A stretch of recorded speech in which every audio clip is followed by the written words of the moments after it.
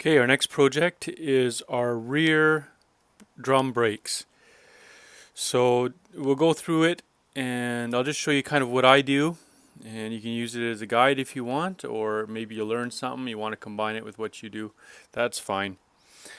So first of all, to inspect the brakes, if you see, so inspecting the brakes, we can see that right now the pad material, the wear material, the shoe there, it's almost touching the rivet. So these ones have just been worn right out. But on top of that, on this side, you can see, I don't know if you can focus in on that, it's got a huge stress crack here. So this is from heat. It cracks these quite badly all the way across. You can see it's cracked. And then the next step is this thing will come off and then jam up in your drum. A lot of that's to do with just the size of the tires, probably applying the brakes too hard. So I'm going to clean this all out. The way I like to clean it is I do not blow this with air. Otherwise, all this dust, all the toxic dust, it gets everywhere in your shop. So I've got this little bucket here, and I just put it underneath, and then I just use a hose, just a normal garden hose, and I'll just wash out all the dust. So that'll get rid of all the dust for me, and then I'll be able to see it. And once I get it disassembled, I will do it a thorough cleaning with some brake clean, but that's just to get the dust out of it, so it's not toxic as I'm in there with my air tools. The very first step I'll do after I get everything disassembled is I'm going to put on my e-brake cables. Just because e-brake cables, they clip to the back of one of the shoes, which is very important to get that out near the beginning. And then you want to make sure your lengths are okay. And there's lots of different lengths for these trucks. So a good idea is just to lay it out ahead of time. See, I've laid out here my new cables. And the short one over here I've actually ordered twice now. And I'm hoping now I finally just ordered one right from Ford. And I hope this one's going to be right. So that's my short cable here. I'll lay it out ahead of time. So these are seized right solid, like usually right here in the bend is where they seize, and it's right solid. I can't move it in or out at all. So what I'm going to do to release this is usually a little bit of a difficult thing, is this where they're clamped in here. It's like a spring clamp, and then there's the ends for the cable. So what I'm going to do is I actually just cut the old cable, the one you're going to be replacing obviously. Just cut it, and then what you can do is you can take this and then you just clamp it against the frame somewhere where the frame, it's maybe against a bolt or something, is against the back side of this, and then you just vice grip that onto the frame, and then as you pound here with your punch, it'll just come right out. Otherwise, to try and do this here just hanging like this is very, very difficult. But if you can get it clamped onto the frame where the back side is against the bolt, this will pound out no problem. It'll just come out nice and quick and easy for you. The actual cables themselves, all these little connections here with the teeth, if you've got a 13 mil 12-point wrench, 13 mil 12-point wrench, once you get the ends off, you slide that 13 mil, the box end part of it, on here, right tight, get it tight, and it'll push all these clamps in enough just to wiggle this cable out of whatever bracket that you need to get it out of, whether it's out of the backing plate or whether it's out of these brackets. But that will enable you to free it without having to bust, because once you bend these, then it makes it very difficult. Then it's very difficult to try and get it out. So if you can get them out without bending them, and a 13 mil 12-point box wrench will do that for you. So first thing, we're going to clean everything. We're going to wash it all off with water. Then we're going to take it all apart, and then what we'll do is we'll put on the new cables, and then we'll go from there. Okay, I'll try and document it as I go along.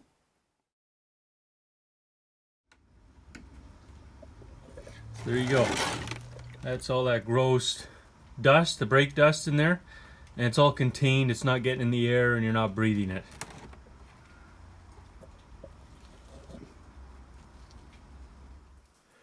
Okay, to do your rear brakes, really you only need 3 tools. So you need, this is for all your springs, your clips. Use this back side. if you're taking the springs off, it just goes on like that onto the pin, and as you turn, it pulls the spring right off. So just like that. See the springs on there? There you go, springs off. You can do the same with this side. This is to push down on your retaining clips.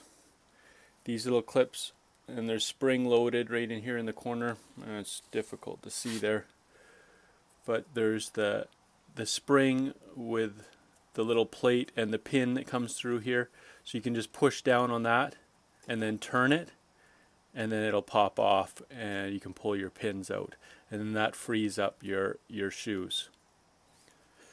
Third tool is just for adjusting. So it's just a little adjusting tool. Just goes in behind your backing plate, and then you can crank your star wheel, your adjuster up and down to expand or contract your shoes. Okay, I just wanted to show you what I meant with that trick with the box end wrench.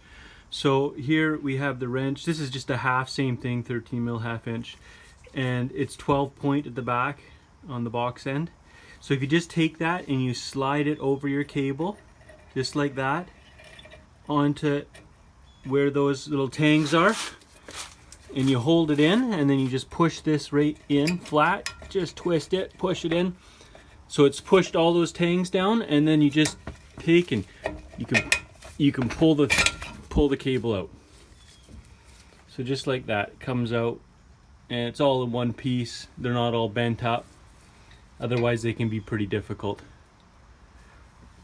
Another thing, just I'll mention what I do is, as I'm taking it all apart, is I lay it out on the floor the way that it came off. So I've got my brake shoe on that side, park brake actuator, I've got the adjuster, everything's just laid out. Same with the springs that come off one side, springs that come off the other side.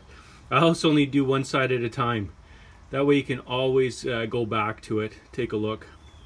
Something too you want to remember is the brake shoes are actually different, right? There's less brake material.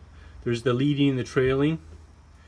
So the back shoe, if you always remember the back shoe always has more material.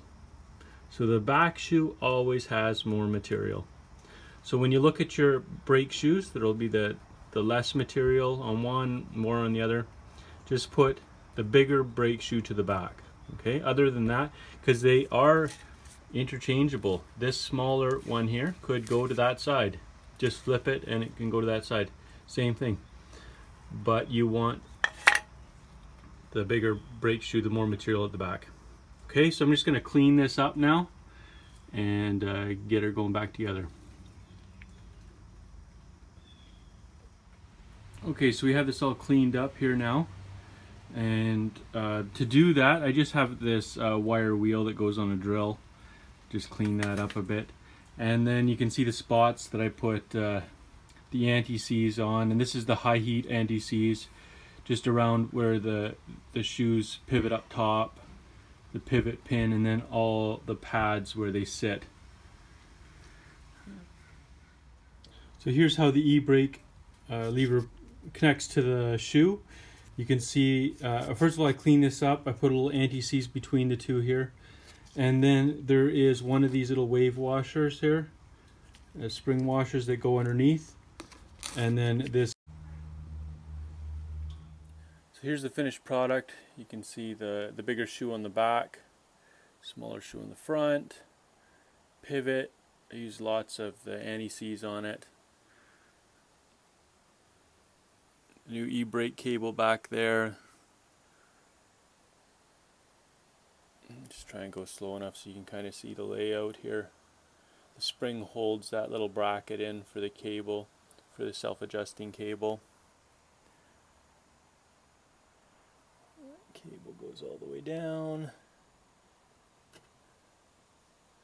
to the self-adjuster. You can see the self-adjuster, it's labeled left. The actual adjuster itself, there's one right and one left so that it adjusts the right way. It's a different thread, right?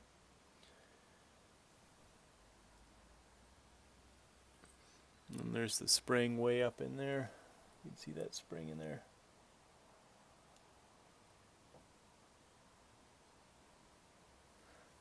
So that's it. I put the drum on it and I just adjust it by hand, just with the little star wheel here. Try and get it really close. So then I just have to fine tune it once I get the wheel on. And all I do is I just spin the wheel. And as I'm spinning, I want a little bit of drag, just real slight little bit of drag. I don't want too much drag from your drum brakes. You don't want to overheat them, but just a little bit of drag, and then it's good. So that's it. E-brake cable's in there. Now I'm going to go do the other side.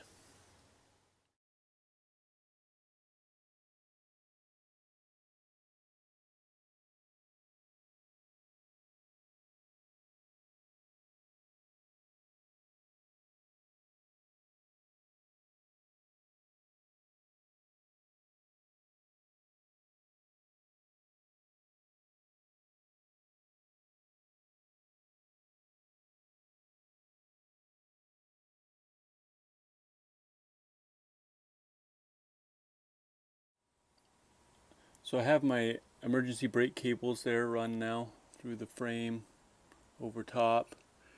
I haven't hooked them up yet. I've got the old one taken apart there.